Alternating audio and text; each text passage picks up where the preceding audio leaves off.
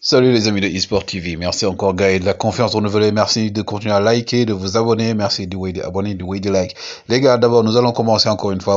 ce matin, on souhaite joyeux anniversaire à notre double ballon d'or africain, El Hadji Diouf, notre fierté, hein, moom une fierté, ndax tey bu ñuy wax Sénégal, il a beaucoup œuvré et c'est un joueur qui a toujours mouillé le maillot au niveau des terrains du Sénégal et en Afrique et partout dans le monde, dañ koy remercier. Jamel Belmadi tey moo doon wax na li nga xam ne moom lañ xalaat ci li Sadio Mané wax, moom nee na Sénégal match le Sénégal joue tous les matchs à 14 heures, c'est un fait alors que d'autres jouent zéro match à 14 heures. moom loolu wax nee Sénégal match 14 heures la ko joué alors que am na yeneen dëkk yoo xam ne ñoom ñi ngi joué mosu ñoo joué 14 heures donc loolu am na lu mu junj am na lu mu wax donc Djamel Belmadi bi nga xam ne moom le tenant du titre avec les Fennecs de l'Algérie,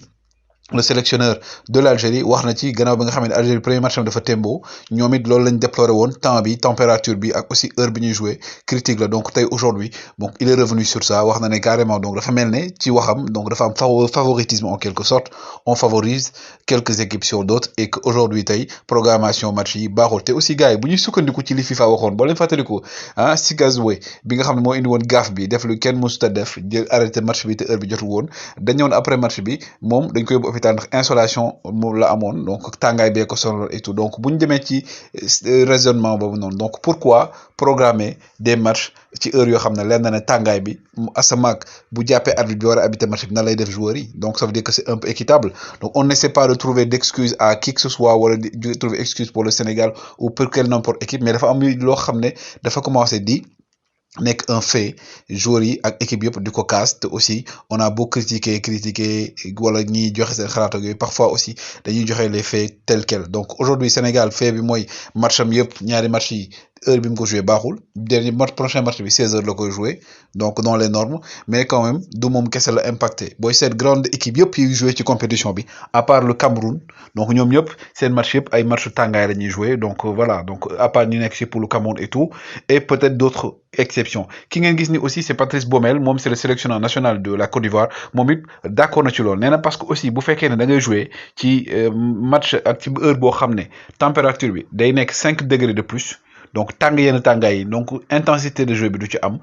production bi nga xam ne moom la joueur yi waroon produire en matière d'intensité en matière de jeu du mën a nekk nee na booy xool différence bi match yi nga xam dañ koy def ay 14 heures 13 heures et tout nga jël ci par rapport ak match yi def 16 heures day mel nag match yi def 16 heures yi da ngay wàññi 5 degrés de moins donc aujourd'hui loolu nekk na facteur boo xam ne day jouer ci performance équipe bi Sadio Mané wax na ko les critiques sont fusées de partout ñi ne bon n'empêche que am na joueurs yoo xam ne def nañ performance et tout ça c'est un fait mais aussi la situation est telle que aussi ñun ñu dugg ñu ci terrain bi donc on peut pas savoir aussi quelle est la température qui fait au niveau du Cameroun et que Bafoussam fi ñoom Sadio Mané nekk moo tane sax par rapport ak yeneen dëkk yi au niveau de température bi tàngaay beeg yooyu noonu ça ce sont les informations qu'on a eu à avoir par rapport à ça donc aujourd'hui c'est un état de fait il y a beaucoup de choses yoo xam ne aussi ñu ngi koy critiquer les tests PCR aussi gars yi ñu ngi ci wax parce que aussi gars yi mën nga am Covid nga wér ci Covid bi donc day des yenn trace ci yow ba léegi donc si on fait un test et que ñu sukkandiku ci test yooyu ba pare nga ne kii ba tey dafa Covid ça pose des soucis loola waral Famara Diédhiou ne woon moom il n'est pas Covidé loola waral Kalidou Koulibaly di kaas ne moom il n'est pas Covidé parce que ñoom da leen mosoon a dal ñu am loo xam ne aussi dañ ko ciy wax et tout mais aujourd'hui aussi le cas de Burkina daf ñu interpellé parce que Burkina ñoom ñoo waxoon ne jour bi ñuy defal test dafa am groupe bu njëkk a ñëw defal leen test ne FIFA ne CAF moo leen yónni ñoom ñu ne leen yéen kan moo leen yónni gars yi ne leen non ñooy représentant CAF ñu leen xaar ñu woote CAF d'accord donc ce ne sont pas mes propos ñoom ñoo ko wax si Bertrand Traoré moo ko wax si seen conférence de presse avec leur entraîneur ñu ne ñu woote CAF ne leen yónniwuñu kenn ils n'ont envoyé aucun médecin pour ça donc aujourd'hui il est temps également que les dirigeants de chaque équipe jël responsabilité aussi veiller ci yenn parce que chaque fois c'est bizarre chaque fois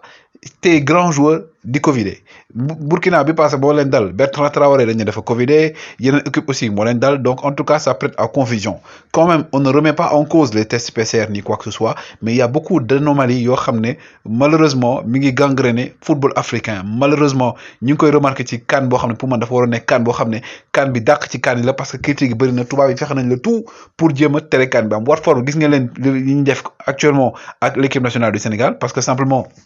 aussi dans une certaine mesure donc voilà qui dit Ismaïla Sarr nee na insisté na pour ñëw lolu am donc en tout cas bonne chance au Lions ñu espérer que troisième match aussi danañ gën a wane seen bopp gars yi lii mooy image du jour coup de cœur bi waa ji moom dama gis image bi rek mu daana moom nee na bon nii lay encourager équipe nationale Sénégal notamment Ibrahima Mbaye gars yi woy leen di like woy leen di abonné jaa ngeen jëf et bonne chance à nos Lions toujours un plaisir de vous servir